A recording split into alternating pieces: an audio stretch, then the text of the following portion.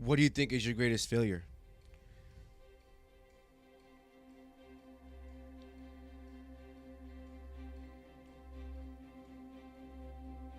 Walking in ignorance. Mm. When you do something, and even if it works or doesn't work, you still want to learn from it. Yes. How I did it, or what worked and what didn't work. You still want to learn, and with that learning comes knowledge, and knowledge applied is wisdom. Mm-hmm. So when I don't learn, I forfeit wisdom, and therefore I walk in ignorance, which is darkness. Mm-hmm. And ignorance is the most dangerous thing on the earth. That's just my opinion. Yeah. Ignorance is the most dangerous thing on earth.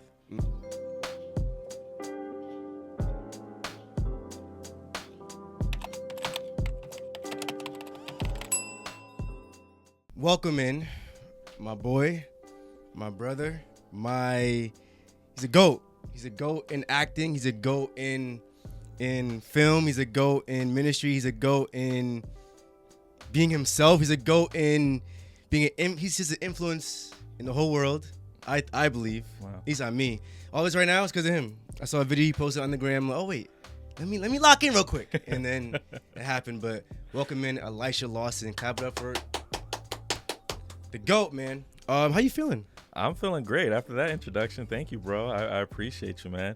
I'm glad that we're finally doing this. We've talked about this for a while, and so I'm glad we're actually making it happen. And I like to keep my word, and I wanted to do this anyway. I've been seeing what you've been doing and how you've been growing in your podcast, and I'm a fan, bro. I appreciate it. It's inspiring.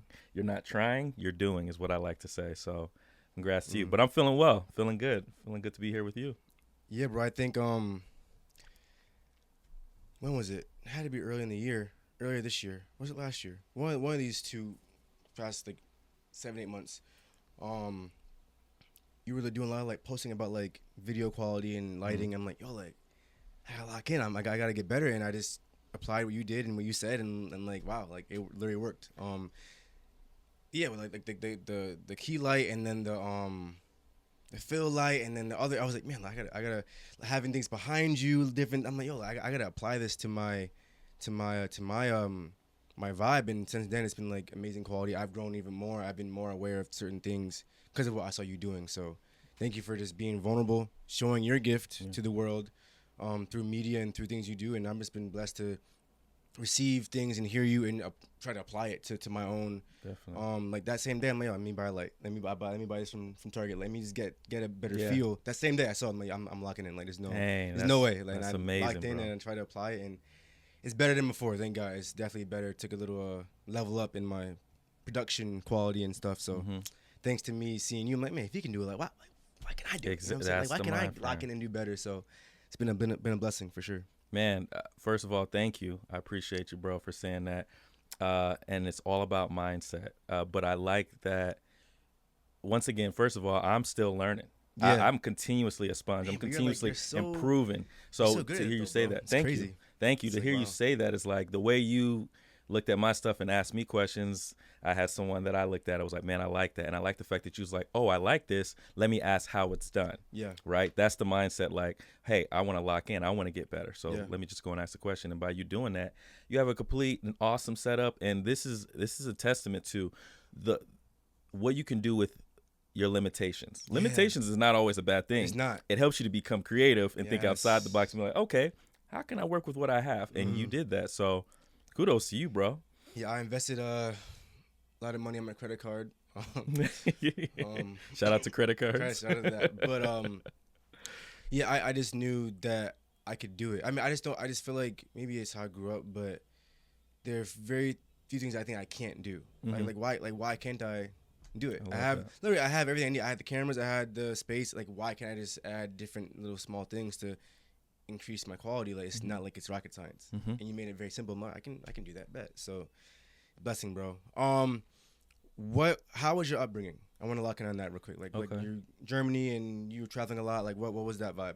Yeah, so I am a military brat. That's the term. Although I couldn't have been a brat in my household. My parents didn't play that. Yeah. But that is the term. And so my parents, both of my mother and father, were in the Army. And they were stationed overseas in Germany. specifically Heidelberg, Germany.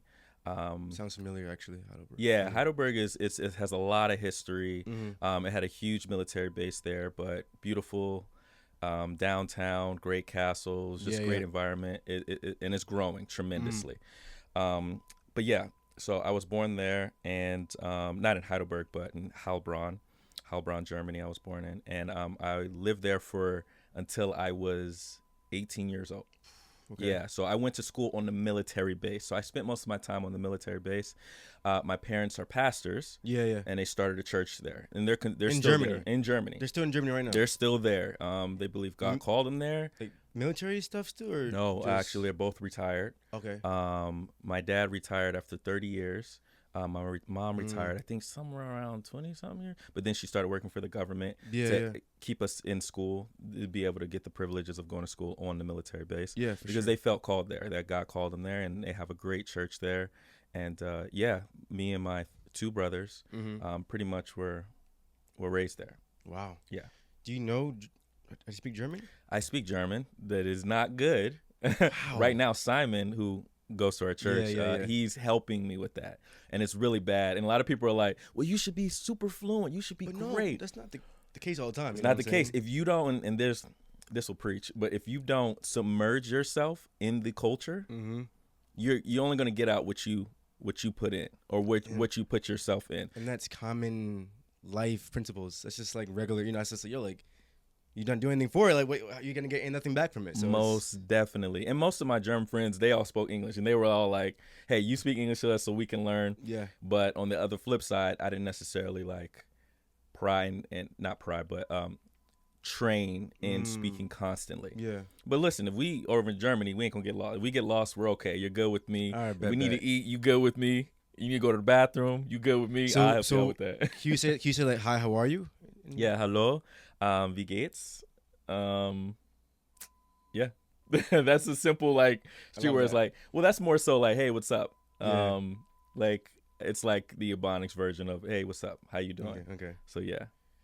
So, what was something you learned the most from being in Germany for those 18 years? Right, 18 years. Yeah, was it? 18 years. That I was in a bubble. That it was. So the things that I experienced over there was that it was a bubble. That the safety, I took that for granted. Yeah. Before coming to the States, I realized that safety is not a big thing here. There are pockets that are safe, but for the most part, you need to be making sure, stay on guard. And I wasn't reckless in Germany, but I would be able to, me and my friends at a young age, or me and my brother at a young age, my brother and I at a young age would be able to stay out late and not have to think twice about somebody's gonna kidnap us, or we gonna whatever, get killed, or Yeah. it was super safe over there, at least in the area that I was in. But the biggest thing I learned over there too is that relationships are big over there. Like in the German culture, I know, at least from my friends, they're not so quick to jump into relationships. They may jump into one, but they're focused on building it, whether it be friendship or romantic. They take time, and they have intentional. and very intentional. Thank you. That's the word. They're very intentional with what they do. And I just find that interesting, like in that culture, at least where I was at in Germany. Yeah. So yeah, I think those are two big things that always stood out to me being in Germany. And it's very clean. It's very clean, very structured. Do you think it's like the before about like relationships and everything? Is that more about like back then, or you think now it's the same way? Like you think it's more like a back then thing, like back in the day, like when you were growing up there, that was more of like a thing. But is it the same now? You think? What's that, intentionality? Yeah. I think back then, I mean, because I haven't been back in a while. I go every Christmas for the most part to visit my parents, but I think more so back then because, and this is my personal opinion, I think Western culture, us as Americans, we're influencing their culture a lot. Oh. So I don't know if It's the same, or it's the something's same or changed. not, or if anything has changed. I mean, probably because things do change, but yeah, I haven't been back in a while to really speak on that. I think I feel like it's a good thing that everything besides here always almost feels like secluded, besides U.S. Maybe I've always only been here, But I feel like Germany's more like other countries too, like just kind of in their own thing, doing their own thing. I feel like we're the only spot where like we think it revolves around us, and it doesn't. It's a whole different world out there. Yeah, most definitely. So I feel like, you know, as it's like- Americans, we think we're the pivotal and it's of like everything, right? mad people out there just doing their own thing differently, that we don't even realize, and we're just stuck in our own ways. I feel like personally in the U.S. But so talk about pastor's kid. Like, let me know like what you're, because I'm a PK, so I know how that goes. But PKs. what's your experience of being a PK, a pastor's kid? If you guys don't know, Pastor's kid, Yeah. yes. My experience as being a PK was that I did not like it at a young age growing up, because it was such a small community where I was at. Yeah. Everybody knew that I was a pastor's kid. So okay. what that did was put a lot of judgment on me from other kids, like, oh, you shouldn't be doing this because you're a pastor's kid, Exactly. or you shouldn't be acting like this because you're a pastor's kid. Because it's almost, and there were adults too who knew my parents, so they'll be extra hard on me because they'll be like, hey, you know who your parents are, this is not like you. Yeah. And there's one thing about accountability, but I was a kid. Yeah. Like, right? Yeah. Like all that was put on me wasn't put on other kids, and it always made me laugh that they would point out what I'm supposed to be doing because I'm a pastor's kid. Yeah, but yeah, I'm yeah. like, well, if you know that's bad, why aren't you doing it? Yeah, and it's a oxymoron. Is that what it is? No, right? It's different. It's I would say it's Contradiction. super contradiction, but I think it's also, what do they say when it's a standard? It's It's in the tip of my tongue. I'm tripping.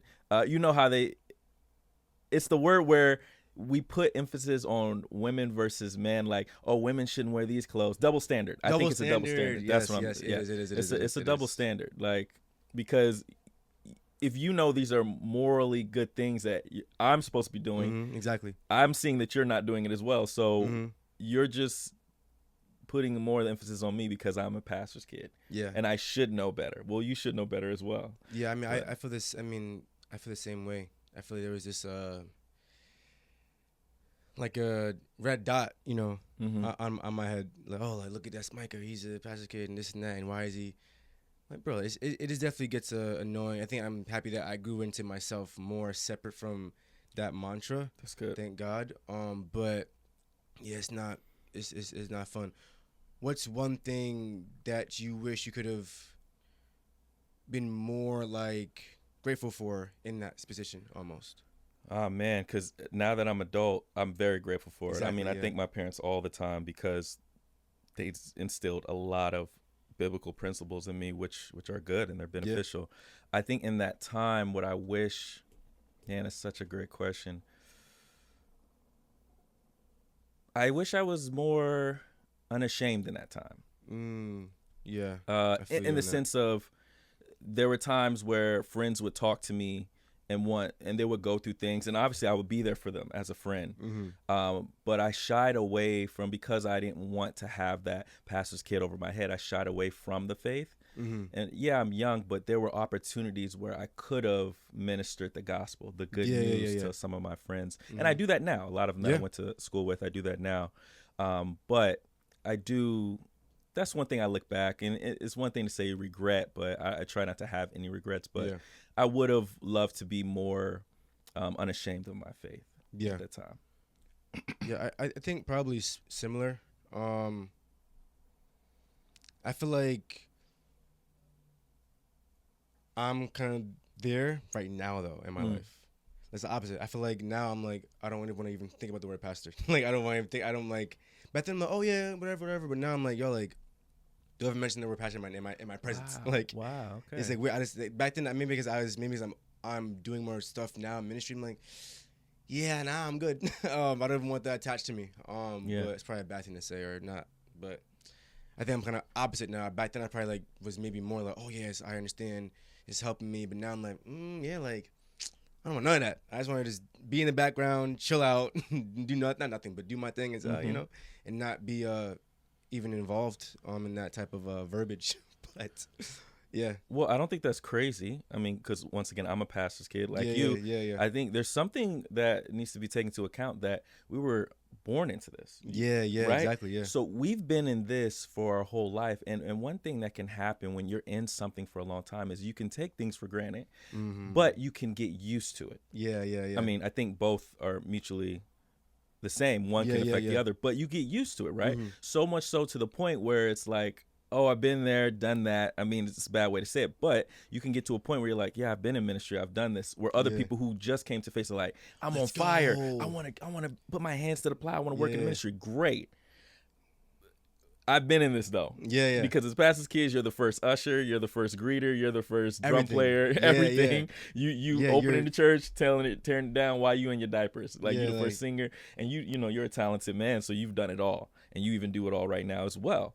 So I can understand how you'll be like, I'm good. I just want to come to church, hear the word, just chill. Yeah. Like I don't want to be tied to that. And I mean, I know it's not like my calling either. So it's kind of like a battle of God, like I really like want to just chill. Yeah, I didn't call you to that though. That's it. I didn't call you to chill. But I'm good here. Yeah, I know. But like last night, remember I was like, yo, like, I'm like, why does it seem? I'm not saying oh look, I'm just like I've observed I've preached the past 3 times. It's always been packed. I'm like, why is it all? I'm like, God, like, can I just like, because there's an extra level of awareness and weight when more people. Maybe that's just me. Maybe that's my own thing.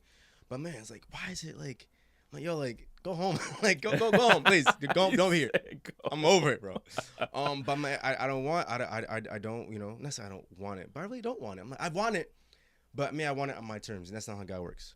What a part of that makes you be like, well, what don't you want of it?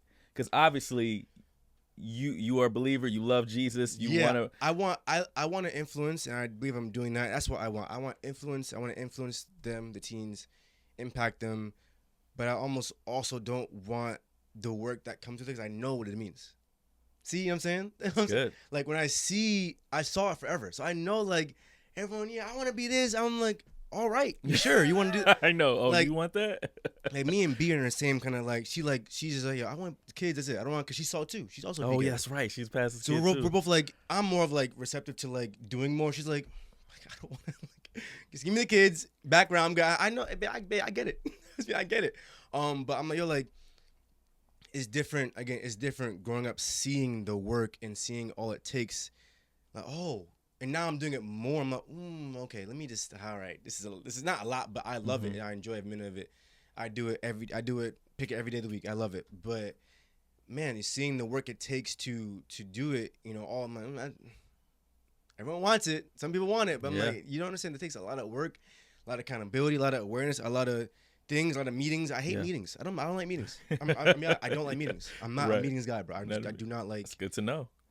I like meetings in some way. Like me and you meet, I don't care. Right. But like Zoom stuff, nah, bro. You like I'm Zoom good meetings, on that. bro. No, just text me what it is. Let me know what you need from me. That's it, bro. Keep That's it it. moving. Nah, but I don't know. I'm still struggling because I do feel like it's a calling. I feel like it is a calling on my life, but it's going through calling versus my own personal desires and do they mix? Do they not mix? Do I just do even more?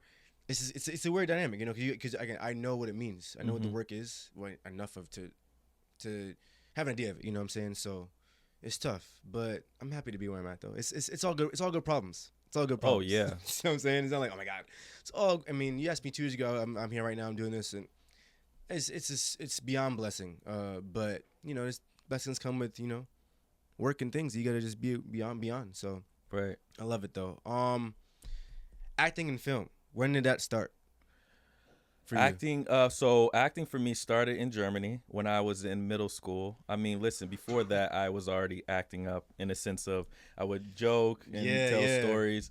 I was a class clown, but I got good grades because I know my parents would have dug into me. Guys, he is superbly talented. I'm telling you, I think Bianca's mom's like, I love when he's up there doing announcements. Oh, man. He's so good. Like that means a lot. You have this natural presence, but it's also you put in work to it. So it's not like it's like, oh my God, it's natural, but like you put work into it. I've seen you do things pre-service. like going through your notes. Like it's not by accident, but he's also very, very talented and very amazing what he does, and it's just a blessing. I'm jealous. I wish I can be as charismatic up there, be so confident. Like, yo, he's just I love that. It's so dope.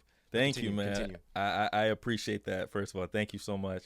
And I do love it. Yeah. But that is a gift from God. I do love it, but I did have to hone in on it and know why I do that. But acting happened in middle school where I was in, and I've told this story before, but I was in a show called Santa Has the Blues. And it was in 6th grade. Yeah. I only got into the show because one of my friends was like, hey, this girl named Megan is going to be in the show. It's always the girls. Yeah. Always. And if she's going to be Mrs. Claus, because we know it, she's always got the lead roles. And he was like, if you become Santa Claus in this, in the play, you get to kiss her on stage. So it piqued my interest. So I was like, all right, I'll audition for it. Not thinking I would get it because there's this other guy named Alan Cumming. And he looked like Santa. Yeah, like he was like big. Yeah, he looked like Santa. So, but I mean, no disrespect. Yeah, at the time, we love you. It's just you were just made for that role. Nah, but anyways, I auditioned for it. Ended up getting it. Yeah. I put so much time into it, put so much energy into it, and I enjoyed it. I did every show, which was like 4 shows because we were in middle school, and I enjoyed every moment of it. Now, side note, Megan didn't get the role. It was another girl. All of this was just all that work, all that like, yo, it's her. Right, but she didn't even get it. But the girl who did get it, she was pretty too? She was very pretty, but she was cool. She was cool people. She was cool people. It's even better though. Even better, right? It's even pretty better. Cool, laid back. Yeah, right. So it worked out well. But even from there, from that moment, I remember telling my mom, "Oh, I want to do this for a living." She's like, "Okay." And that subtext of that "okay" was, "We'll see." Yeah. You young, but as we went along, I've always stuck with it. I always knew I wanted to be an actor. I always knew that. Oh man, I wanna tell stories. This is it, and I liked acting. Then when I got to college, is when I fell in love with acting because I learned the craft. And when you learn the craft of acting, when you learn how to form a character, how to break down a script, what makes a good story, I just started to geek out over that because stories makes the world go round. Stories in the Bible is all stories. Exactly. Yeah. The best example is the Bible, and Jesus told parables, which was many stories with lessons in them. So I knew earlier on that this is powerful. Yeah. This has an effect on me, and I want to be in this medium, and I want to be telling stories that can help people, that will make people better, and lead them down the right path. So yeah, that's my story of how I got into acting. I've been stuck with it. In Germany, right? In Germany, 6th grade. So you didn't speak German in the play? No. Well, I did some plays. He's like, you ain't even talk German in the play? Imagine he's like, when's your German? He's like, yeah, so. Yeah, speaking of, I didn't. No, but I did do plays where I did speak German. Okay. Because we had all kind of nationalities in our church. We had interpreters. So yes, we did shows with where we spoke German. Yeah. So yes, I did, and I did acting from there, and then I went to school in North Carolina. I got for 4 years at UNC at Pembroke, not Chapel Hill, and it had a huge theater program there. And then from there, I got a scholarship to come here to New York to attend New York Conservatory for Dramatic Arts, and that was a 2-year program. I treated it like a grad, but that's what really propelled me in film and television. So, little backtrack. How was it going from Germany to North Carolina? Culture shock. Yeah. Going from Germany to the South was super culture shock. I mean, so every summer we would always visit Maryland, my aunts, for the summer, and then we'll go back to Germany when we go back to school. So I had a sense of America and what it was like, right? But living here permanently, I had to learn a lot of stuff, which is crazy. Because as a black man, they see you, like, why are you tripping? Why are you doing this? Why are you doing that? It's like, well, I was born in another country. Yeah. Believe it or not. And it was a culture shock. But I think I was always made to go out immediately. Once I graduate, to leave the nest. But I had to learn a lot of stuff. Yeah. I knew what I wanted, and whenever I know what I want, I go after it. Yeah, same. With vigor. So me coming over here, it was tough to get used to. A little bit of a downfall too, I think. Maybe for me, because I'm very impulsive when it comes to that. Like, I bought mad money, bro. Oh, So it's like it's like a double-edged sword, right? for Being sure. that, vigorous. Is that vigorous? Yeah, Vigorous, vigorous. vigorous with things and being Ambitious. so like I'm like I love it. Like bro, I stream. I bought the same thing. I bought like streaming equipment. I want to do it. I can do it. Why not do it? And that's, Why not do it? Yeah. And things I can't buy. I gotta buy the best stuff. I don't know why. Like maybe because I'm a tech geek and I can't buy things and not buy like the best thing. Right. So I'm buying the best light for no reason. Right. I don't need the best light. I'm buying the best key light for this stream. I'm buying the best. I'm buying the bro. Like I don't need that. Like Well, that comes with but- wisdom and maturity. Yeah, Like, I'm like- but I'm with you because I used to be like, I have to have the best this, best Yeah, that. yeah. But when you learn how it works, learn the technique of it, then you learn, oh, I don't necessarily need the best right now. yeah. I can use Make what the I best have. of what yeah. you got. Yeah. Yeah, it's knowing how to use something. Like Yeah. most people buy all the best equipment, but they don't know how to use it. That's true. That's what I They realized still a got lot. bad image. And one thing I learned is it's lighting. And, we talked about Yeah, this. it's like, yeah. Everything is lighting. Yeah. Like yeah. I was trying to get the best cameras, best lenses, which that's important. Lenses is important. I say lighting and lens because Yeah, lighting's good. My lenses are these are stock lenses. These aren't so Mine bad, too. but yeah, it's not bad at all. When you hone in on the lighting, 3-key setup, simple. Even if you have one light, one huge key light, you can still get great image, great yeah. like so footage. Rate my lighting from 1 to 10. your lighting from 1 to 10. I give this. That's a little bright. I'd Man, say based probably. off of this is, but I kind of like this move where it's giving me the Yeah, the yeah, I like split it too, I like it lighting, too, yeah. right? Because over here I got the key light, so this is my Mhm. lit side. This is my so this is like a soft light. Yes. What you're using, and I like that you use a blue light. It's I different love for blue. me. Yeah. You love blue, okay? blue, yeah. Listen, that's lighting design. So I give you a 8.5. 8.5. 8.5. Yeah, that lighting design took it to the next level for me. You didn't just set up a 3-key Yeah, yeah. system. I- No, I- you it added was- the splash of lighting. You Mhm. got creative with it. You know what I'm saying? You got the hair light over there with the Yeah, the the plant. Like the faux plant. I give you the 8.5, brother. All right. How do I get to a 10? How do you get to a 10? I think. So I'm looking at myself in the thing. I think the 10 would be getting to a point where you shut down all the natural light. Wait, you don't even have natural lighting, right? No, This is everything- all everything's off. Yeah. it's off. everything's off. Okay, cool. Only I 'cause so you guys, that's Sorry. open, so that brings that Not comes in. natural light. The light within the room, Yeah, the yeah, fluorescent. this is that's the main light right there. This That's is the main all, light. That's all it is, yeah. So I would say we shut the curtains, have no natural light, Mhm. and we just lean heavily on studio lighting, and then you can really Lock like in. tap in. But having natural light with artificial light still can work depending on how you do it. But I think you did well, man, especially based off of where you it was started at, before. because I God. remember that So bad. to where you're at now. It's Crazy. I was really like, good, I was bro. Bugged out. It was not good. Yeah. But yeah, so back to Culture Shock, Carolina, Yeah. South. But to your point, yes, that being very ambitious and going for something with vigor has its cons as well, because Yeah. you can just jump in impulsive buying something or doing something without taking the time to make sure, as I like But to say, you may- sharpen your axe before you chop down the tree. But you may learn faster from that too, which is kind of like, is it a double-edged sword? But I feel like I learned a lot from. I learned a lot of different things, probably, maybe faster, with being impulsive sometimes. Mm. Because I realized, wait, I don't need this. I'm learning. Oh wait, I can do this differently. Mhm. Yeah, good. I have it now, but I think, does it make sense? It makes sense. I think what you're talking about, and correct me if I'm wrong, is hands-on experience. Yeah, And- exactly. And you can still get hands-on experience by not being impulsive in buying Mhm, something. Yeah, true. You know what I mean? Yeah, yeah. Either way, you'll still get that experience, yes. right? Yeah, You yeah, yeah. You can get that experience with a rough lesson, or you can get that experience with a lesser lesson, right? Yeah, Where yeah. you're like, okay, I learned this. This is something I'm not going to do. So, yes, to your point, yes. Mm-hmm. But also, you could still learn it another way. Exactly. By getting something, like say you get this expensive light, right? You just jump in, I'm gonna get this expensive light. Yeah, yeah. And you learn like, oh wait, I didn't need to have this expensive light. Versus you getting a cheap light and you learn, okay, this light actually works, but I can have a bigger source light. Without spending the money, you're like, So first, I only had those two. So I had this one right here, oh, I see that. Okay. that one, and I had those two at first. It was Yeah. like fall last year, but I don't know. I wanted something that would engulf the whole space. Yes. And I learned about that. I'm like, oh shoot, like that'd be dope. Again, didn't have to buy one that big. I didn't realize how big it was, so I bought it. Man, it's really big. But now it seems smaller now as I'm used to it. But like, man, it's kind of a big light for no reason. But I think it's good I realized because that's kind of big.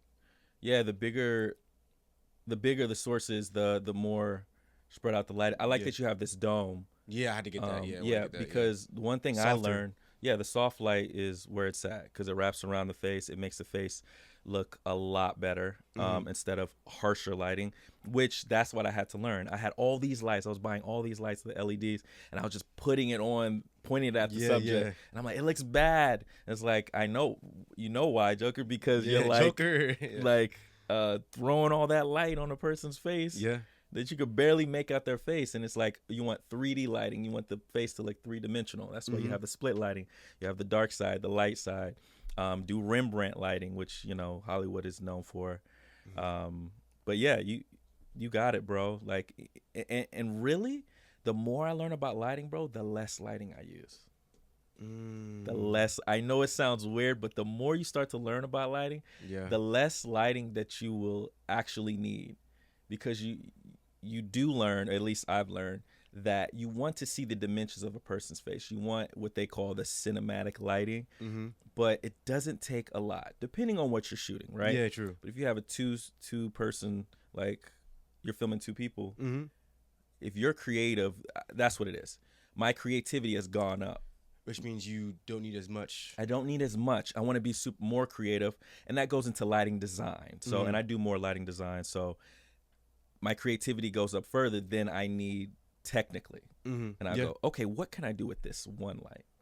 How can I bounce this off over here that can show a different dimension of my face or tell a different story within the scene? Yeah. Pretty much. But yeah.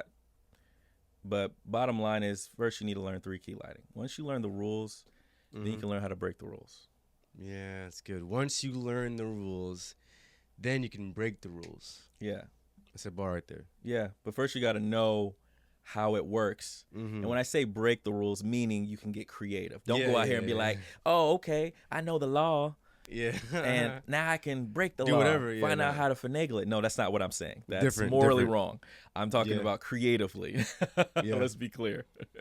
So, when did lighting start for you? Like, when did that like pique your interest? Was that also in college or was that after college? It was after college. So after I graduated film school here in New York, there were two guys, Tyler McElroy and Joshua Michael Payne. They went to school with me, and they became my roommates at one point, and we decided to start a company. So we started a company. It was called Products Media, and we were doing skits, media sketches. And that's when we bought our first lighting setup. It was 3 key lighting, LED lights. I didn't know anything. You hear me? Me and Tyler actually both didn't really know too much, but Josh had a little bit of knowledge on it. And that's when I started to be like, okay, I need to research this, because like I said, I would just turn on lights, pointing at whoever the subject is and be like, roll the cameras. And it's just like, they're overexposed. They're hot in the face. But as time went on, I started to study more, and YouTube University started to grow over time. And that's where I started to learn lighting. It's so good. So, would you ever do like a lighting class? Yes. You would? Yeah. Okay. I'm working towards that. I think you should. I've recorded. Oh, you think so? I think you should do it at Saints. I do too. I like that you said that. Bro, there's a lot of stuff I want to do at Saints. And that's what makes me so like, that's what is really exhausting to me and kind of angers me a little bit, is that I want to do so much. And I know I can do so much. But one of those things is I want to teach. I want to teach lighting. I want to teach camera. I want to teach lenses. I want to teach film production in general. Yeah, all that. So, yes, to your point, I will. It's down the line. Whether if I have to record it, maybe I do it that way. Record a course and put it out that way. Yeah. And give it to those who are in Saints and whoever, But I'm going to teach it, because it's my duty, once I learn something, to teach others, especially those who don't have information. It's everyone's. Yeah. So, how is it being black in film? Being a black filmmaker? Yeah, black filmmaker, black actor. Black actor? It's a pretty loaded. That's a loaded question. So here's the thing with me, and I like that, and I think it's because my parents, they raised me in this way, that I don't let that limit me. Yeah. Being a black actor, because there are things out there that limit us as black men in the industry. Yeah. There are clearly things in there, but I don't let that limit me. So me speaking on that, it doesn't bother me.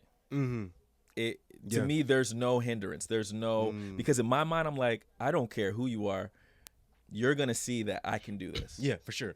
Like when I used to watch movies, I used to watch Leonardo DiCaprio roles, being like, I want that role. Yeah. I used to watch Brad Pitt roles. I want that role. Mm-hmm. And obviously my boy Denzel, but he's a black man. Bro, but obviously for reasons, a lot of people like him. I have my personal reasons on and off camera. He's outrageous. Yeah, he shows he's me. So good, bro. I know, he's amazing. He's amazing. And God-given talent. He captivates immediately when he's on screen. But he showed me like, leading black man. Yeah. So ever since I saw that, I was like, him, that's what I want. Chadwick before he passed. R.I.P. Unfortunately, R.P. Definitely. Crazy, bro. Chadwick. We have a lot of them. Michael B. Jordan. Michael B. Jordan right now is running it for the American actors. Yeah, American true. black. Yeah. There's not a lot of Outside. young black actors, but I mean there are a lot of young black actors, but young black American actors on like the national stage consistently, like him and Denzel and. Because if we open it up to just young black actors, you got Daniel Kaluuya. You have Lakeith Stanfield. Dang, now I'm blanking. Every time you try to think about it on the spot, you tend to blank. But yeah, to your point, there are hurdles in the industry for black actors, but I don't let that hinder me. Yeah. Like, because if you're in my mind, if you're good enough, if you're good at your craft, the studios, the producers are not going to see color. They're only going to see one color. Jamie Foxx said it best, green. Yeah, if you're good at what you do and you bring in the green, Jamie Foxx too. Yeah. Dog. Multi-talented. It's scary. He's a scary guy. How talented it is. But he's a character actor. He's a character actor, meaning like Ray. Okay. Like Ray Charles. He can. One of the best performances of all time. All time. Like any movie ever. That's one of the best. It's one of the performances that I looked at and I'm like, I forgot it's Jamie Foxx. Yeah. It's crazy, bro. That's crazy. Yeah. And Denzel has like 20 of those types of performances. Right. It's like, I mean, Malcolm X is one of my favorite movies. Bro, like I can go on and on about that guy, man. Yeah, he snaps. And Christian, I think. Christian guy. Isn't Denzel a Christian? Oh yeah, definitely Christian. He's faith-based, godly man. Yeah, it's even better. Yep. So those are one of the reasons that I do like him as well. Exactly. I mean, obviously he's not perfect, and we don't know what goes on behind closed doors, but he professes his faith. Yeah, that's all of us. Yeah, right. Exactly, that's all of us. But yeah, man. So it doesn't being a black actor, to me, in my opinion, there are things there that you see when you're in the industry. You're like, okay, all right, but you can overcome it. Yeah. And in my head, I'm like, I'm no different than any other actor who's white, who's Asian, or whatever. Like, I'm gonna get the job done. That's all I go with. I'm gonna get the job done. Whatever you got, whatever role, I can do it. What is the greatest skill you think as an actor? What is the greatest skill to have, or in general? To have and apply. To have and apply, choices, making choices, and this is what I mean. As an actor, when they hire you, they're hiring you to bring a character to life. So there was one saying that was brought to me, and I want to make sure I don't butcher it. The writer creates the world. The director creates the rules within that, on how to live within that world. Yeah. The actor lives in that world, finds out how to live within that world. That's so cool. Does that make sense? The writer creates the world, director creates the rules of the world, the actor finds out how he lives in that world, in the world. So in order to do that, obviously the Bible is the script, meaning everything you get, we're supposed to get from the script. Now, if you want to make up imaginary background for your character to enforce it, to add more for you, that's cool. But for the most part, everything you need is in the script. Yeah. As the actor, what you're given in the script, you have to create several choices, because you never want to just be like, I'm going to act it like this and that's it. That's never the case. You have to find, you're supposed to, as an actor, find different ways to play a scene. Yeah. Because as human beings, we're so multidimensional. We're not. There's so much to us. Yeah, yeah. When we're angry, we're not just angry just to be angry. You're probably angry because you're frustrated. Yeah, yeah. Because you love someone and you don't know how to tell them you love them, right? Yeah, That's a different kind of yeah, anger. yeah. How do you show that? So as an actor, or you're angry because you're hungry, but at the same time, you know you're not supposed to eat. You don't want nobody to know that you're eating food. You're supposed to be fasting, whatever. You know, those are those little things that actors have to internalize, because there's two ways of working: internal to external, or external to internal. I like to work inwardly, and it expresses outwardly, meaning I can work on my thoughts. Yeah. And that'll enforce the way I move on scene. Yeah, yeah, yeah. So to kind of bring it to layman's term, as an actor, the greatest talent you can have, the greatest skill that you can have, is coming up with different ways of doing things. So if a character has a line of, I want you to get out of this house, you may start the first scene, they say action, and you could say it normal, like literally, I want you to get out of this house. But the second time, you can make a choice of, I want you to get out this house, but you're holding on to the person. So the subtext is, I don't want you to leave, but I need you to leave because you are a problem for me right now. Yeah, yeah, yeah. So I think the biggest thing to me, the skill you can have as an actor that will make you great, is to know how to make several choices. Because a director could be like, all right, let's go for another take. Let's do it again. You never want to do the same choice. Oh, okay. Right? You never want to do the same thing. I'm not saying like next thing you grab a chair and you throw it. No, obviously it has to be still telling the story, right? Yeah. You can't just do something just to do it. It still has to be telling the story. But you can find different ways to help to tell the story. So I think that's the greatest skill to me. And that's what I work on. Finding different creative ways that this character that I'm playing would do a thing. Yeah. Because as humans, we do things different a lot. Yeah, There's yeah. some things we do the same, but for the most part, depending on the circumstances, we do things differently. Everything. Most things. 'Cause, Most things. again, God made us very, very complex, and each person is different. Right. Would you say, this could be left field and maybe OD, but would you say that God's the director, Jesus is so God's the writer, Jesus is the director, and we're the actors? I was yes, and even to throw a little bit in there, yes. So God is the writer, Jesus is the director, right? But also the Holy Spirit. Oh yeah, is true. To me, Producer. the producer. Yeah. Because he helps you to get it done. Yeah. So there you go. That's Come crazy, on, we bro. bringing it back to the word. Yo, come on. God is the writer, Jesus is the director, the Holy Spirit is the producer, and we are the actors in this story. It says something about the script. You said something about script. Follow the script. What was it? Yeah, follow the script. Follow the script. Yeah. That's the Bible right there. Yep, that's the Bible. Follow love the that. script. And I'm glad you brought it back to the Bible. I kind of because always do. It's no, like weird. I mean, as you should. Yeah. Because I do the same thing. I am actually trying to figure out a way for a sermon to talk about that, because I love to merge the Word of God with Your passion. my passion, Yeah. which is acting, right? But it's always God first for me. Like, I can geek out over the Bible all day. I can geek out over ridiculous. acting all day. It's so good. Yeah. I think the Bible is like, again, it's one big story. It's the greatest TV show ever. Like that's kind of how I see it. There's different seasons, episodes, different. It's just like, I mean, just to see how God, infused His presence into that book through people, and so He just did it in such a relatable to think that something that was made so long ago can still be applied now. Right. That's wild. Like that's how crazy. That's how transcendent God is. Like He gave us a book that He made eons ago that I can preach about it today and it still makes sense and Still can be makes sense. applied to now. It's Yes. like what thing in the whole world can do that? Yep. That well. Yep. It's just crazy how transcendent the Bible is just outrageous. So good. I agree with you, bro. You said it best, and I keep it as simple as possible.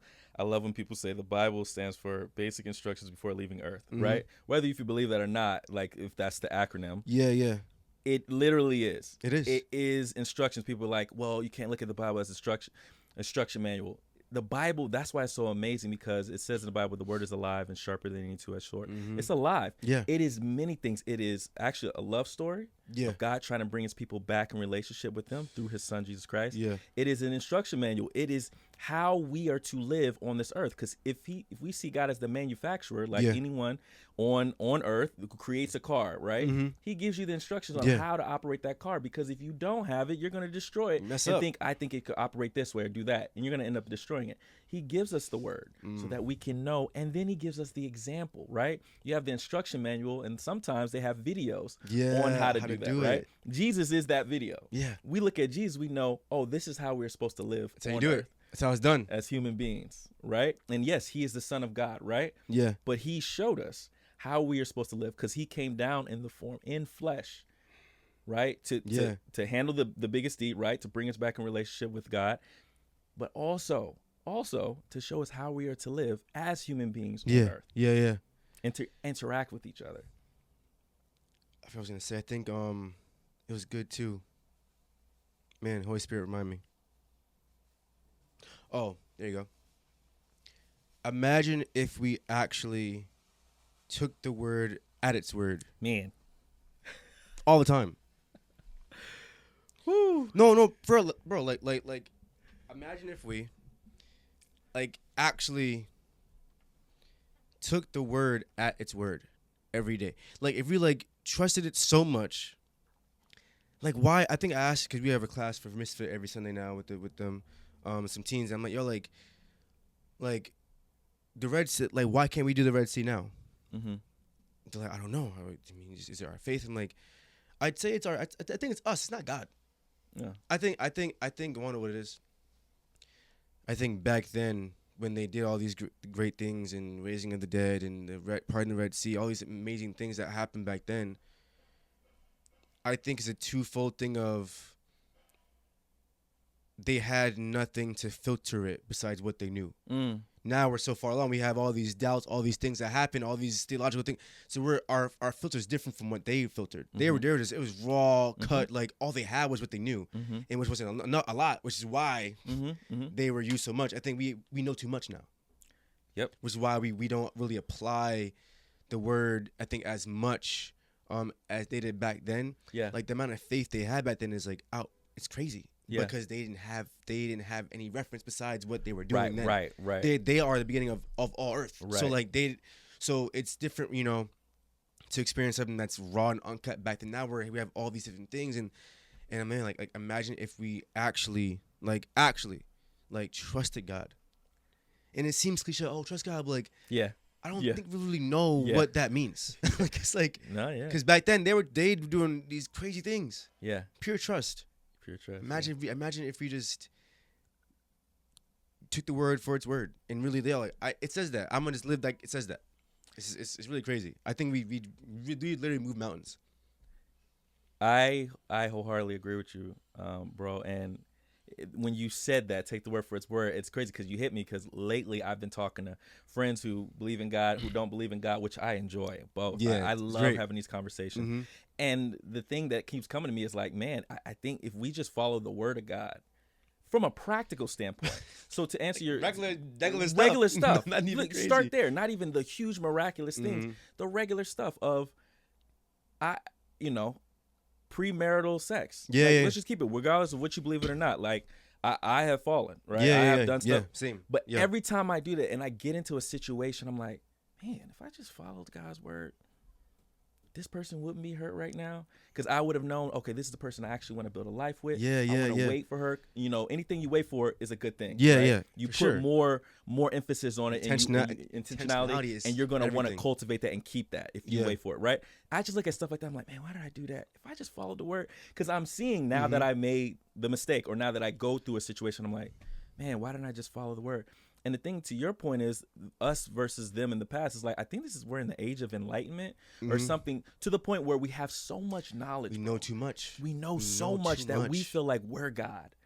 And so therefore we go, I don't need you, God. But isn't that in the Bible? Isn't it in the Bible something about I don't know what's that, but it talks about how the newer generation will fall because we know so much.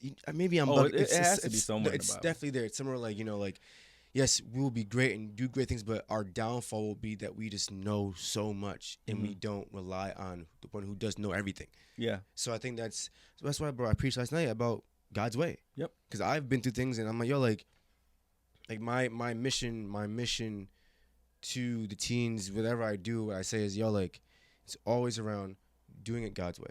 Like, whatever I say is about, yo, like, That's do it good. the word. Because, like, bro, like, what they said growing up is true. Like, do it God's way, pray and read. I'm like, Right. You're like, yeah, oh, all right. like, yo, like, yeah. that stuff works. It Like, it's not works, like, it's like, man. oh my God, like, it's like we have a cheat code. I say we have a cheat code to life, and it's the Bible. It's doing it God's way. And my man, like, yo, they were right. Doing it God's way, trusting God, applying the word, praying, being a great human within those, in that confine. It's like, bro, like, it's amazing how just doing it His way can get you to some great spots. Yes, life still sucks sometimes. It's still hard, but yo, do it God's way. I don't know what you got going on. I don't know what you're going through right now, but if you just lock in and just trust God at His word and just really just do your best to apply these things, apply the word every day, it's over. You'll be living such a fruitful, joyful life. So yeah, it's just taking the word for His word is. It's important, bro, and you're right. And you said something really good. You was like, you hear the cliche thing of trusting God. Practically, what that looks like is doing what He asks of us and being consistent in it. Yeah. Then consistency is where you see the results. But it all starts from the mind, right? So whatever I'm thinking on, I'm gonna speak. Whatever I talk on or speak on, I will believe, and therefore I will do. Yeah. Whatever I do becomes a habit. The habit becomes my character. My character is pretty much me until I die. So it all starts with the mind. And God specifically said in His word, whatsoever a man think of in his heart, So is he. Yeah. Yeah. In order for something to drop down in your heart, your core, your belief system, it has to start in the mind first. Yeah. So that's why God's like, hey, tend to my word. We have to tend to it day and night. We have to keep it a part of our lives, because that's what's going to feed our minds. And after a while, we're going feed our to spirit, drop in our our heart, and heart. we're going to start doing it. And when we start doing it, we will see the benefits of it. Yeah. So, and practically, that's trusting God, is going to His words, literally studying it like you do a textbook in school. Yeah. You can even start in Proverbs. Like, Proverbs. I love the fact Write even notes. You know what I'm saying? write Like, notes in Proverbs. Yeah. Proverbs is godly wisdom Yeah. given to Solomon, godly wisdom. Yeah. And if you follow them for months, right? And I like to do this every month. Like, there's 30 Proverbs, so you can do a proverb a day for every month. Yeah. Just keep reading it over every month. And if you do that, I guarantee you'll see a difference in financial literacy. You'll see a difference in relationships in your life. Yeah. Just your walk with God in general, how you treat people. Yeah. Everything, because it's godly wisdom. It's God's wisdom on how we are to live like men and women on this earth as His children. So practically, that's how, to me, starting off, how you can trust in God is by doing what He says and being consistent in it. And that's God's way. That's God's way. It's God's way. And you, Trusting I love and that you applying. said you gave all those and you were transparent, bro. And I love that you did that. And then at the end of the day, you just said, but I still trust God. Yeah. His way. Yeah. That's it. His At way. the end of the day, no matter what, go back to trust His way. It, no matter what, it is going to work out. I should give them, give them Job's success, his failure, his success, his fall, then again success. That, like, God's way goes from sometimes you're gonna be great and great seasons of amazing stuff, and it's happening for you. It's great and amazing. Then God's way is still your failure too. Sometimes you may mess, you may make mistakes, you may whatever. Then, but if you keep doing it God's way when you're down here, He'll raise you above from before, like, Right. by far. So I'm like, yo, like, yes, things that's happen. good. My thing was trying to give them a sense of, okay, doing it God's way in the great things, in the bad things, because in the bad things you grow more, then you do it more in God's way, then you'll even be higher than before. So it's like, it's a up here, because that's life is always this, boom, boom. Yep. It's like a stock market.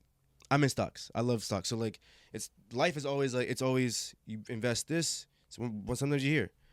Sometimes you're down here. You go a little lower. Then you grow a lot. Then you're up here again. Then you're down here. Then you're up here. Then you're down. So you always like, you gotta like. It's funny, like, in stocks, your best investment is doing it when the stock is low, not when it's like. This guy, bro. Y'all tuning in? Nah, welcome. We cooking. Just watch us cook. Watch this man cook. But for real, like they say to invest in a stock when it's at its lowest point, because you get the most growth when it actually pops off. You're over. So for me, like, you really want to grow. Like, I think that's why God always uses the bad things most almost to get us to lock in. Like, yo, like if you invest in the hard thing right now, you can conquer it even better. So it's like, I feel like, yeah, man, I think I've learned a lot by just trying to do it God's way in the worst times. Cause I know, yo, if I can lock it now, yo, when I get out, the fruit from that will be so crazy. I can just conquer whatever. Right. So yeah, it's God's way is the best way. Well, we can stop the podcast on that. That was good. Hey, that will preach, Oh, my bro. God. That will preach. Nah, Because you're right. I mean, I'm not huge on the. I don't know all the things about stock, but that's one I'm thing I do I'm know. a very simple. I don't do like I do like my stock is. See, this is another word. My stock is the long term stock. Say it again. My stock is a long term stock. I don't do a stock that I don't do. It's not like a quick. It's not Oh, a quick. right. They got day trading. Is that? No, it's a it's different. I'm trying to think of the name. Okay. But it's more of like a long term. It's proven to over 30, 40 years to get to quadruple your amount you put in every month. Okay. It's 100 years now. It's been proven. I've grown actually like a lot with it the past couple years. Nice. So it's not meant to be a quick, easy money thing. It's more of like a long term investment, which is what your life is. Which is your walk of Christ is long term investment. But people get caught in the here and now. Oh, I want a quick thing, quick money, quick whatever, quick feeling. But they're losing the long term investment of what this actually means. So I'm long term is all it's about, bro. Because you can lose. Thing is, what I do. Thing is, with long term investments, it's harder to lose everything when you have built it over time. You know what I'm saying? Yes. Makes so when sense. you do it so quick, and what is built quick can be gone quick. What's built longer can last longer, no matter what happens. So, hey, bro, write that sermon. the stock market 101. 101. Hashtag Bible version. Bible version. Hashtag Yeah. Bible version. Hey, Of stocks. that's gonna preach, bro. But yeah, but right it's it's crazy, bro. How that works. That is crazy. What is your greatest challenge you've ever had to face, if you don't mind me asking, or one of? I'd say one of the greatest challenges that I've ever had to face is just, and this is probably sad. I don't know. Going after this career, man. Okay. It's a challenge. Like, yeah. One of the most oversaturated, competitive careers out there. Acting. Acting. Trying to break into the business of acting on a high level. I like go big or go home. That's just me. Maybe bad, but I go all the way in. I want to go to the highest level. And the reason why it's not for selfish ambitions. I just want to tell stories on the highest level possible. Yeah. But yeah, that in itself is just one of the biggest challenges, bro. And I'm still in it right now. I've been in it for 13 years. Like, I think 8. Well, professionally, like 8 years. But over time, like I think I would say 20 years. But yeah, just pursuing this career as a believer.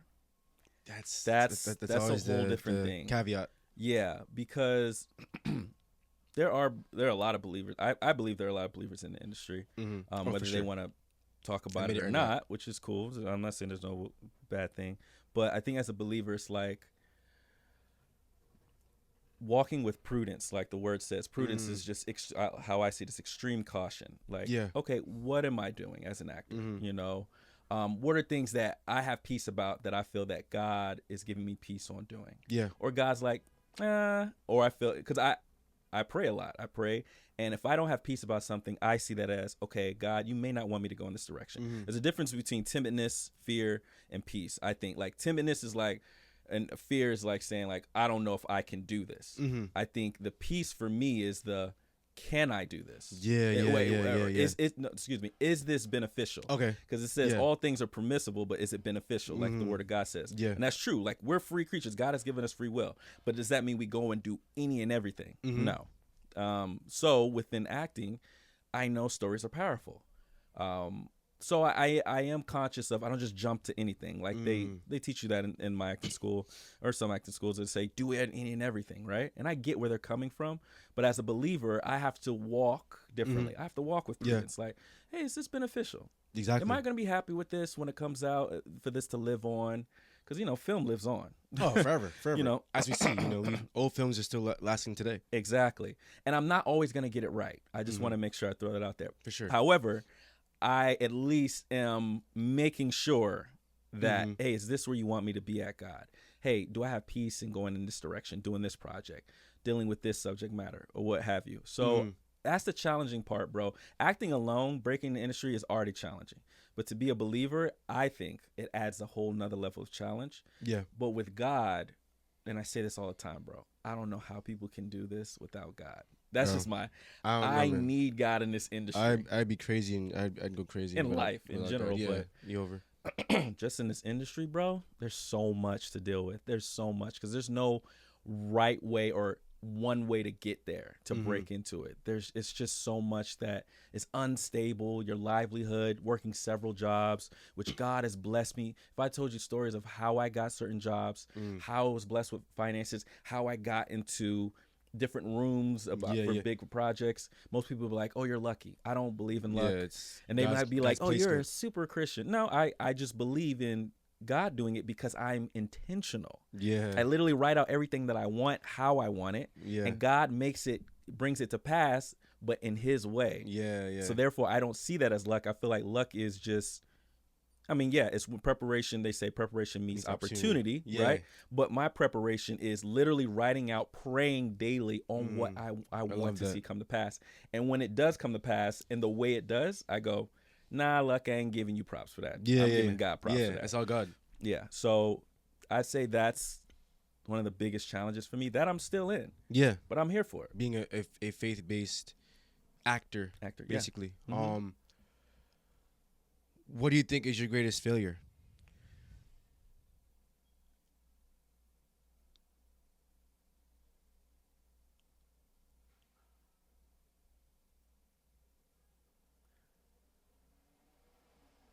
Man, I think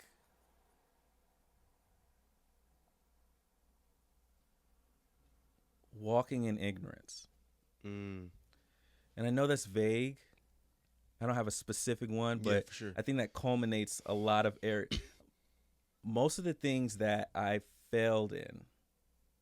And I use failure like very loose because I don't really believe in failure. I believe in you win or you learn. I agree too. I asked because I wanted. But this is good. I'm not jumping at you saying it's bad. Yeah. But I would say it would be ignorance, because when you do something, and even if it works or doesn't work, you still want to learn from it. Yes. How I did it, or what worked and what didn't work. You still want to learn. And with that learning comes knowledge. And knowledge applied is wisdom. So when I don't learn, I forfeit wisdom, and therefore I walk in ignorance, which is darkness. And ignorance is the most dangerous thing on the earth. That's just my opinion. Yeah. Ignorance is the most dangerous thing on earth, because through ignorance, all sorts of evil takes place. Yeah. God says, my people perish because of lack of knowledge. Knowledge is the starting point. We have to get as much knowledge as possible. Now, once we get all that knowledge, then we must apply it. We need God to help us apply it. So therefore, applying it is godly wisdom. Yeah. How we apply it, right? So if you're ignorant, you can't even get to wisdom. Yeah. Well, it even says in the Bible, like, to fear God is the start of wisdom. Yeah, right? yeah. So there's that. Even as a believer, you need to have as much knowledge as possible, and to destroy. Bring it. Yeah. Even in Are you about to bring it up? No, in the Job scripture, said a man named Job. He was blameless, integrity. It said the first thing is that he feared God and stayed away from evil. This is crazy. Fear is brought up so much. And that's it, bro. Dang, I love that you said that. And bro, I think also I agree about the failure. I don't think failure exists, but I think if you don't learn, this is my thing, right? Failure only exists based on your response. If you do a certain thing, right? Let's say I have messed up in this area, or I didn't know about this. If I don't respond to that and learn from that, that's it. I don't respond. That's failure. That's failure. Nice. If you respond to it and you make it better, you didn't fail. You learned. You learn. But if you lack the desire to almost make wrongs right, Mm-hmm. make wrongs right, that's failure. Your response determines your failure, not the actual action. It's, you respond to it, great, gonna go away. Yeah, I started to go to therapy and take myself seriously, and I've made certain wrongs right within my own thought patterns in my own mind. So I'm not a failure, quote unquote, anymore. Was what I would say. But if I kept just letting things go by and letting thoughts linger and I'm failing at making myself my best self I can be because I'm not responding properly. So the response determines what failure is, I'd say. I agree wholeheartedly. Because, if you repeat the thing, because insanity is doing the same thing over, expecting a different result. It's crazy, right? In the bro. simplest form. So that I was goes at to that what point you're too. saying. Yeah. Oh yeah, me too. Several times, right? Yeah. I'm sure a lot of people can attest to that. But I agree with you that that's true failure is when you do a thing, you don't learn from it, right? Or you learn from it and you continue down the same path, which is even worse. Even worse. The Bible says about does the Bible say about hold up, I can tell you. If you know things, know my word, and you still don't follow it, that's even worse than somebody doesn't know at all. Mm-hmm. Like if I don't know, say someone right has no thought of the Bible, doesn't know about God, Jesus, right? They have more grace than me who knows it and I don't do it. It's crazy, bro. Yes, and to your point, in Proverbs chapter 26 verse 11, NIV, it says, "As a dog returns to its vomit, so fools repeat their folly." So golly, you repeating the same thing over and over again, knowing the outcome of it, is like you're like a dog who throws up and goes and eats it back up. That is crazy. That's crazy. That's so wild. The imagery is imagery. Proverbs. The imagery is peak in the Bible. Peak imagery. Peak imagery. Peak imagery. Peak imagery is in the Bible. It's bro, it's outrageous. Yeah. It's insane how God is. It's good, crazy, bro. His teachings it's divine. It's divine. Wild. And real quick, just to make sure. Yeah. I say what I was talking about earlier, right? When we was talking about wisdom, and I like to quote scripture, and this is also in Proverbs chapter 9 verse 10. "The fear of the Lord is the beginning of wisdom, and knowledge of the Holy One is understanding." Man. So, and it says we should ask for wisdom for the benefit of the kingdom, not for just ourselves. No, not for personal gain. I think that was some. I'm bad at knowing where things are. I know. I'm like, where's it at? But it says it. I think it's somewhere. Well, is it in Matthew? I don't know. It sums that up in "Seek first the kingdom of God, and the rest of these things will be added." And that is in Matthew. That's in Matthew. Yeah, that's so I was on the right track. 6:33. Yeah, I think 6:33. Yeah. If not, y'all go in your Bibles and look. Seek the kingdom above all else in these things. Yeah. It will be added to, because it goes to that. Like when we ask God for wisdom, it all in all is to elevate His kingdom, so it can help those in need. Yeah, for sure. And in return, as a byproduct, God's like, you're gonna be handled. Yeah. Don't worry, just focus on me, push my kingdom, you're gonna be handled. That's what I love, because it makes us rely on Him first, not the cart before the horse. We put Him first. All the other stuff that we were looking for, or things that we didn't even know we needed, He's like, boom. We're like, oh dang, I didn't even know I needed that. Thank you, God. Even this weekend, again having the prep to preach. Then I got asked to sing tomorrow. I knew about it, but I got to sing tomorrow and learn 5 songs. I'm like, God, I'm like, this is a lie. And I'm preaching. I'm like, perfect. This is a perfect chance for me to let God do what He has to do. Yeah. Perfect chance. Yeah. To not rely on you, to do your best. Let God deal with the rest. Yeah. It's tough. It's a lot. Perfect. That's perfect. Yeah. Now God can really do what He does. Yes. Now it's really His time to shine. Yeah. So. Man, I like that you said that. When you're feeling that way, somebody said, perfect time to let Him do it. Yeah. Perfect time. Okay, time. God, this is for you. Yeah, it's like, all right, well, I know I can't do it. Let me give it to you. I remember there was one wise man who said, fear is not a bad thing only if you don't know how to use it. Fear shows you that I can't do a thing, therefore I need somebody else to do it for me, and that somebody else is God. Because when we're weak, He's strong. He's strong. That's it. Yeah, as simple as form. Yeah. It says when you're weak, I'm strong. God is strong. So now lean on Him.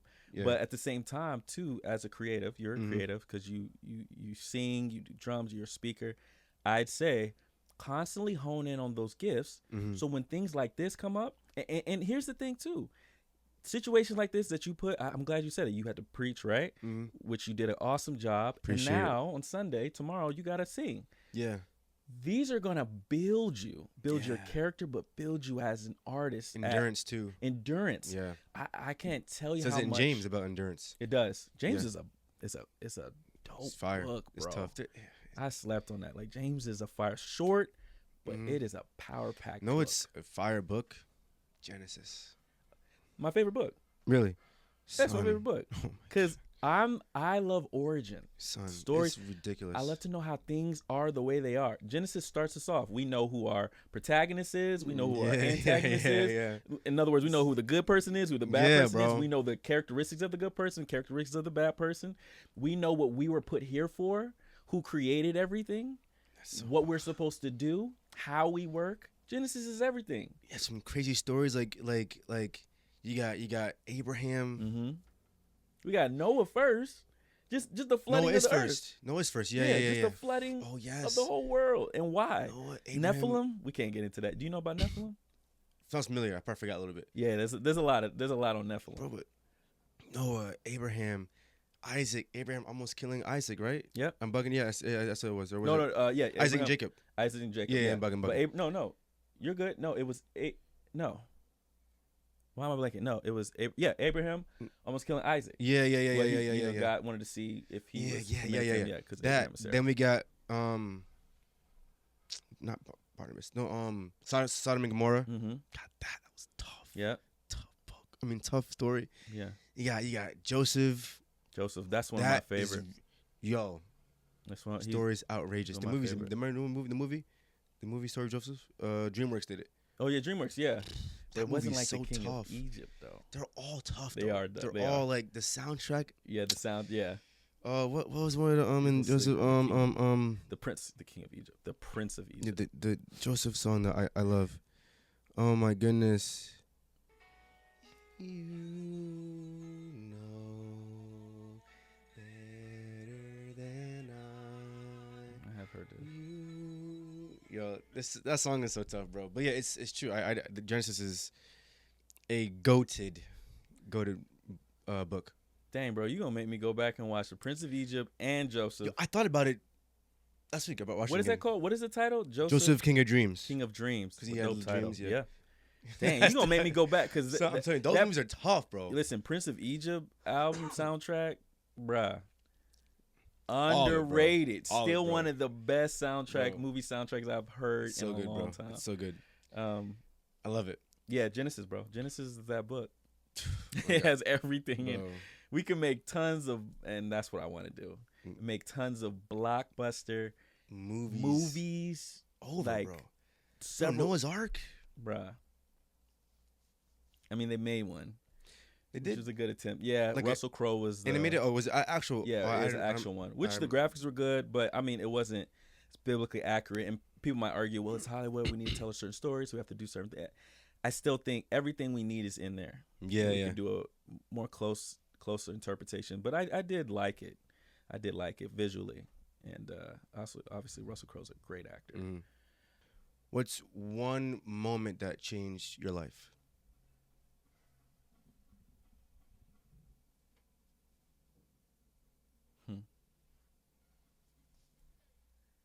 I'd say there's probably several, like at Mhm. least 3 moments. But one that I'd say is during the pandemic, Mm-hmm.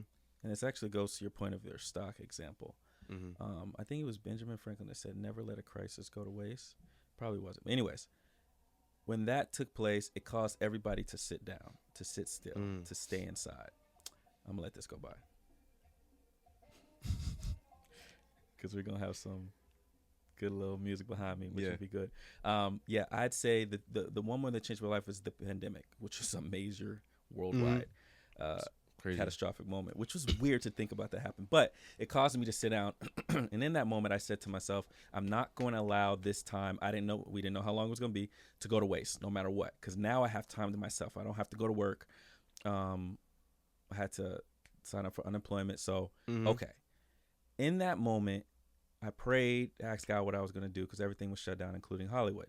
Yeah, So I created my third business, which was I started 2 production companies, co-created 2 production companies. But this one I made on my own. And it was called Inward Productions. And it was based off of what my mom used to always tell me, everything you need is within you. And it wasn't cliche. She would say that all your talents that God given you and what you're supposed to do, God gave it to you when you were born. Yeah. So that is your business. Your business is in there. And I started my film production business. And during that time, I went to YouTube University and I just studied, took notes, practiced with my camera, practiced with lights, studied throughout the whole pandemic. Yeah. And then I would go out once things started to loosen up, right? And we was able to go out to certain places but still wear masks. And I would ask small businesses, hey, can I do edits for you? Hey, the grind. Yeah. I love the way your place look. I would like to do a free edit and I'll give it to you. You can use it on your platform. I would go to several businesses and do that. And through that, bro, I learned so much. I learned leadership skills. And people say you can only be a leader if you have followers. Well, me, myself, and I were the followers. So if you don't know how to lead yourself, you can't lead others. So during that time, God helped me to become a leader by working in my business. I learned finances better, budgeting better, so much, man. And now my business is thriving. And through that, I have clients. Through that, I was roommates with Christian Baker. Christian Baker used to work at Saints Church. During COVID, he was my roommate. Wow. Yeah, we were roommates during that time. I would do videos for him for Misfit. And he would put it online since obviously everything was online. And the church was like, hey, who are doing these videos for you? And he told them it was me. And they asked him, hey, you mind if he would do videos for Saints Kids? So I was like, yeah. So I did videos for Saints Kids, like 1 or 2. And then they were like, okay, scratch that. Would you do videos for us for our service? Yeah. And I was like, whoa, yeah, sure. I have a production company. So at the time, I still had the other production company, which was 4C Productions. And I had it with my friend Joshua Michael Payne. And it was a double entendre. 4C was our apartment number. And to foresee something was the double entendre. But anyways, so I used that company to produce. And now I have the thing. I believe God led me to Saints Church, not just to work for them, but to be like, it's my church, and now that's my church. But I say all that changed my life because it put me on a path that now I have my own business. Now I'm a true entrepreneur, and I know what that means. And I have a church home that I'm still with right now. Yeah. And I'm teaching others. So I would say that's one thing. The COVID kind of sparked the desire and the grind almost to really be where you're at right now. Yeah. And there's a lot of stories of people who I've talked to that have said that great things have come out of that, not to be inconsiderate whatsoever, because obviously there are people who are hurt by it. There are loved ones that were lost. I'm not being inconsiderate. I'm just giving the facts that in that moment, God was able to do that through me during that time of me sitting down. And I would say that definitely changed my life. Wow. Anything for me? Questions for me before we close? Yeah, I want to ask you, bro, what is the goal for you now? Because a lot has happened in your life. A lot of which I tell you this, I've said this to you, that you're making all the right moves. Thank you. You're making all the right moves. What is the goal for you career-wise? What does that look like for you? Being a trainer, athletic trainer, or... Well, is it athletic training? No, it's not. I meant to classify. So yeah, my goal is actually not my career. I always knew that I would do my career from college for some years. I knew it was gonna be something involving ministry, something involving using my voice and speaking. I knew that from college, so I knew that at some point I would phase out of my career, quote unquote, what I went to college for.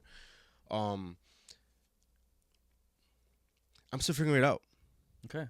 I'm in the middle of, balancing my career still, about knowing that I want to get out of that. I love it. I'll probably always do it in some capacities. I generally do love it, but I think I want my career to become content.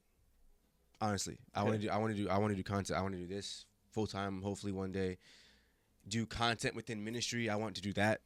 I want to do content. I want content. And content for me is speaking. It's preaching. That's content.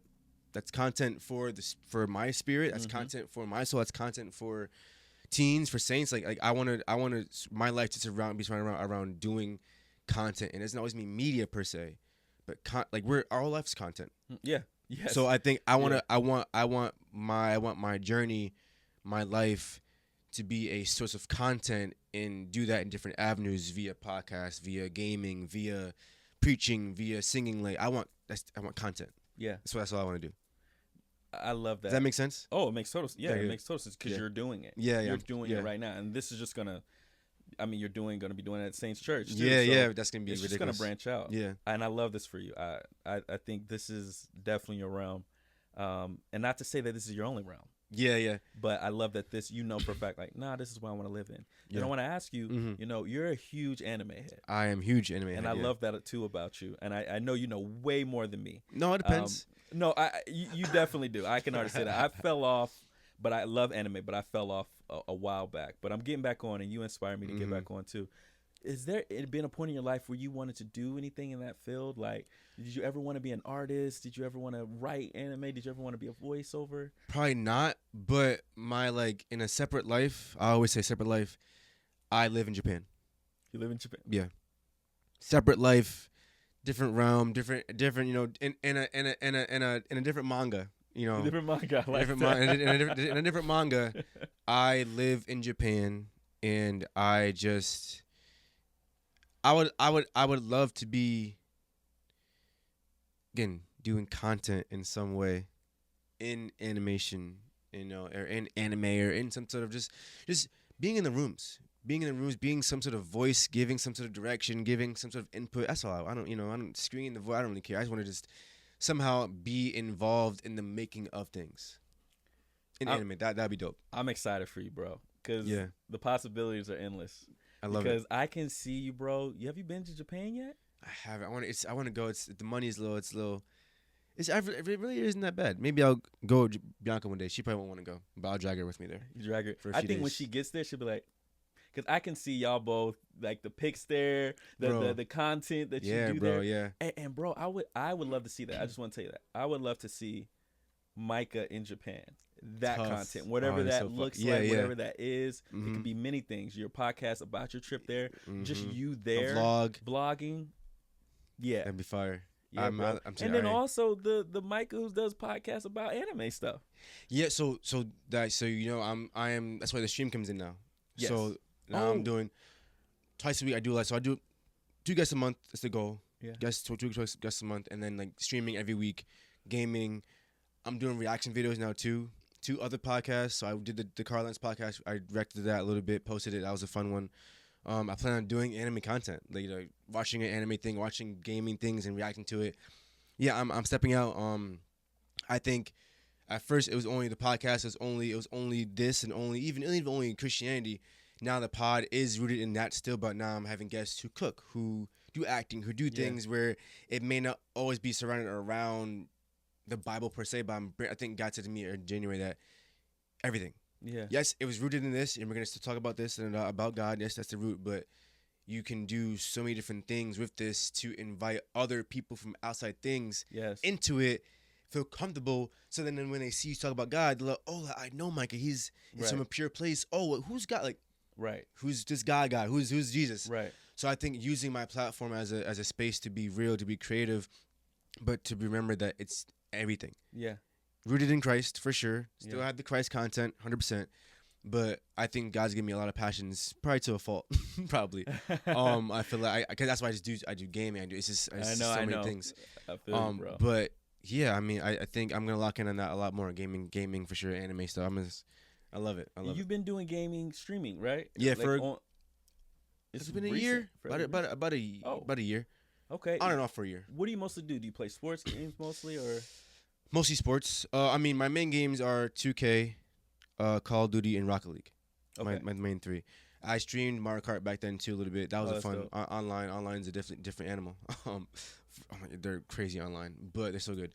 Yeah, I do. I mean, I do most. I mean, I'll be open to doing. I did Elden Ring. I never heard of it. Yes, that was like the biggest thing right now. Hard game to play. Yeah. Did that for one that came out with the Monkey King, not the Monkey. Yeah, it's Monkey something. Yeah, that one I saw. I got money to be buying games. Yeah, right. So that's an investment. I just bought 2K, and that's my biggest. Okay. You know what I mean? I post it a lot. 2K is my Yeah. favorite game of all Yeah, time, so you probably. do that. So that and Call of Duty are my two favorite games probably ever. So I'm locking in heavy on content for 2K. I'm just like locking Good. in. It comes out Wednesday. I'm gonna be up to 2 in the morning when I got work probably to play it. But yeah, man, I'm enjoying being able to do these things in my own space right here. Yeah. And I don't go nowhere. Yeah. I can go from my room, come in here, do Yeah. a video just because I want to do it. That's a blessing. Man. Like have cameras. It's just beautiful. Yeah. But all I gotta do, bro, to stream tomorrow or whatever day is bring this to my room, bring one camera, an adapter. I'm good. Now I can stream. Laptop, I can stream. That's Beautiful. thing. This does USB now. I don't need to worry about. I can do Oh, that's USB. great. I don't worry about doing XLR. USB to my laptop. Audio, good. That's great. The software to stream it is free. It's OBS. It's free. Yeah. Twitch is free. Like this is all free. It's all free, basically. I mean, I bought things before, but you know, this is now. I need nothing else to do content. I just get smarter, you know, get more savvy, and just do it and put more work in. That's all it is. To have to not worry about, to only worry about the work to put in. That's a blessing. To have the space, to have the stuff to do it. If all I do is work at it every day, just work and do it. It's good. Yeah. I'm good. I'll just do it.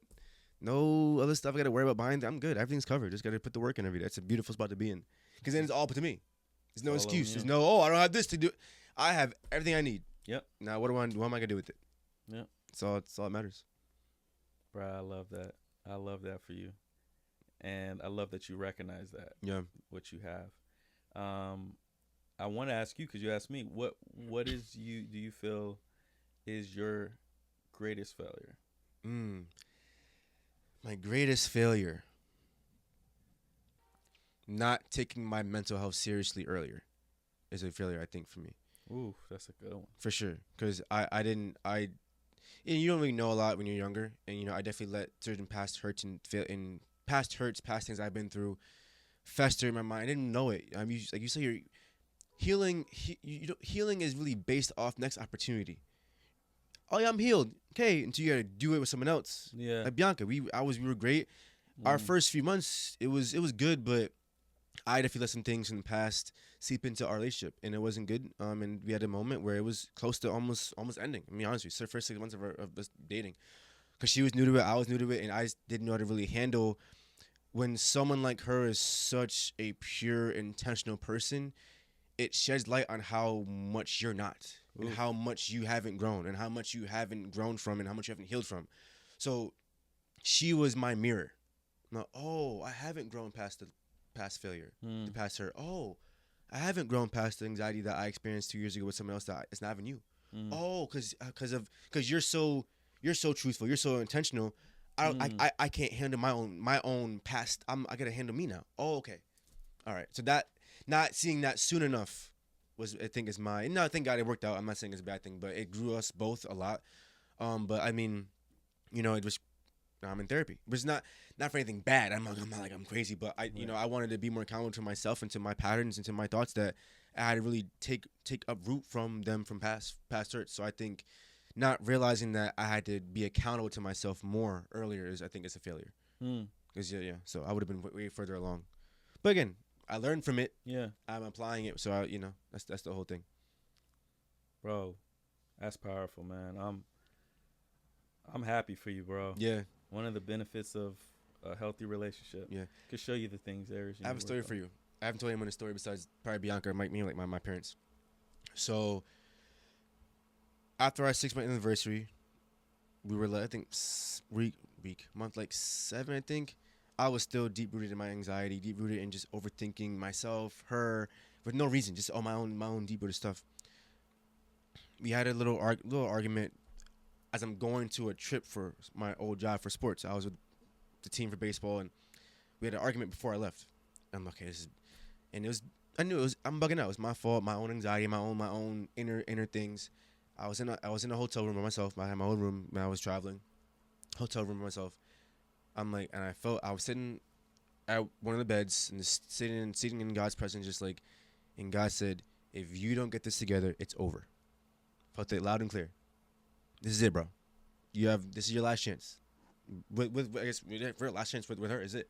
There's no if you don't get right, if you don't really trust me and stop being in yourself and thinking it's over. It's the last chance. That's it. No more. Done. Done. Bye. See you later. And I'm okay, God. I heard him. I mean loud and clear. Like, he came to the hotel room. Yo, if you don't get right, it's over. Okay. I hear you. And then I get back from the trip, right? Back from the trip.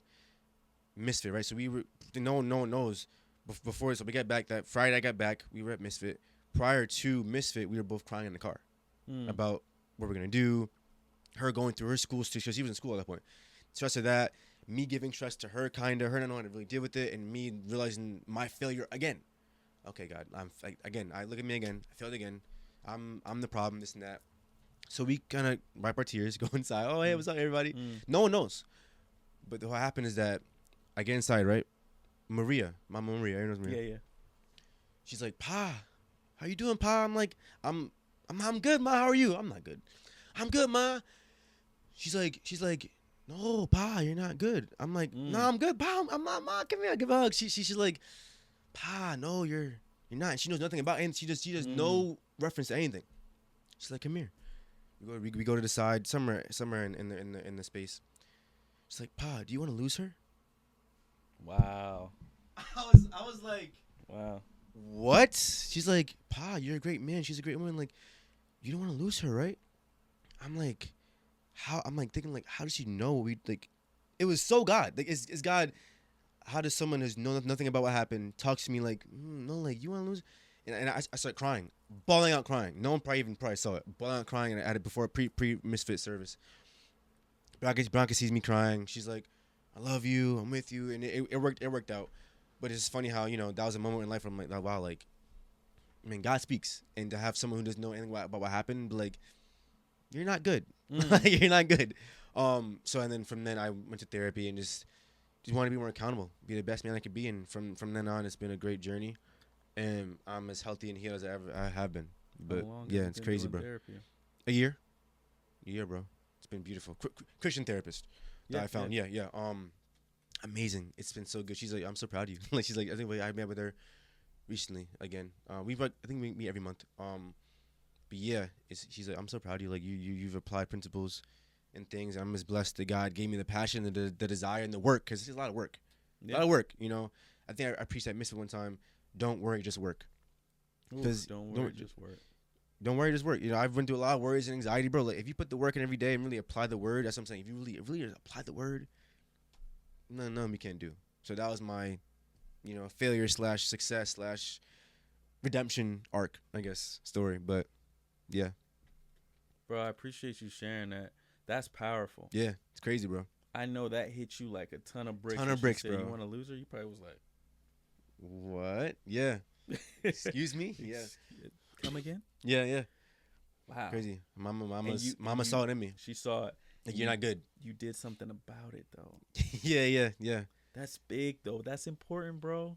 Yeah. You can still go through stuff like that, and see that stuff, and people speaking to it, and still be like. That's why I said, like, I'm grateful that God gave me the desire and the passion to work on myself early.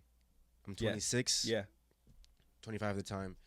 I'm grateful that, I'm going to see, and now I know I'm set up forever, because to be able to take care of myself and my mental and my patterns and my thoughts and hone that gift almost of the work to putting towards myself mentally at an early age. Now I have principles that can last forever. Yeah, come on. To know. So now when it gets really even harder in life, wait, I know. How to deal. I know how to deal with things, to apply things. I know. So I'm blessed to be still in the journey for sure, but to have applied principles at an early age and not have waited to the next thing to happen and whatever. So I love that. I'm grateful for that. God definitely gave me the unction to do that. Man, bro. Yeah, it's good stuff. I'm so excited for you, man. This is You are doing all the right things. So, what's your greatest achievement? My greatest achievement.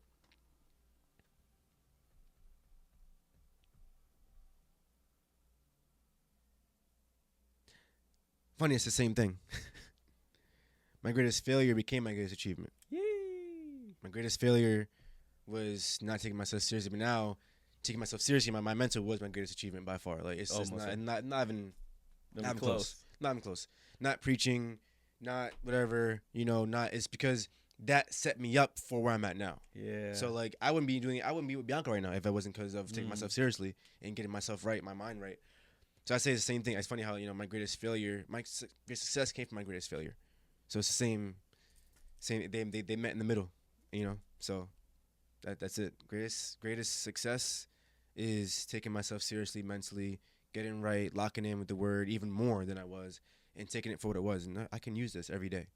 That's my greatest that's my greatest achievement is locking in myself mentally. Good for you, bro. I'm glad I want to put that all out there in the atmosphere. I want everybody to hear that. Yeah, bro. Mental health is important, man. So important. It's important. God is the way. Yeah. But we must take the steps to get to that point. Yeah, bro, it's all work, bro. Yeah. I didn't know what work was until I had to do that. Until I really have to retrain your thought patterns is a lot of work. Because I realized it's impulsive thought patterns from past hurts. That's not easy to work through. You get to really go against what your flesh thinks is right and true when it's not. It's a daily journey it's hard. It's a lot of work to see things that your old self felt triggered by, but to know what you're new now, you're not triggered anymore. But to have to challenge that every day. That's I knew what work was. Work. Rihanna don't even know about that work. Yeah, now, bro. Let me stop. I'm just being silly. But it's a lot of work. But so now it's easier. It's still difficult here and there, but it's episode. I think it's. Let me see. I forgot. Yeah, what episode is this? I'm curious. I think is it 50? No. 48. It's 48. Episode 48 in the books. My guy, Elisha, the GOAT, came through. Stay tuned, guys. I love y'all. Peace. Peace.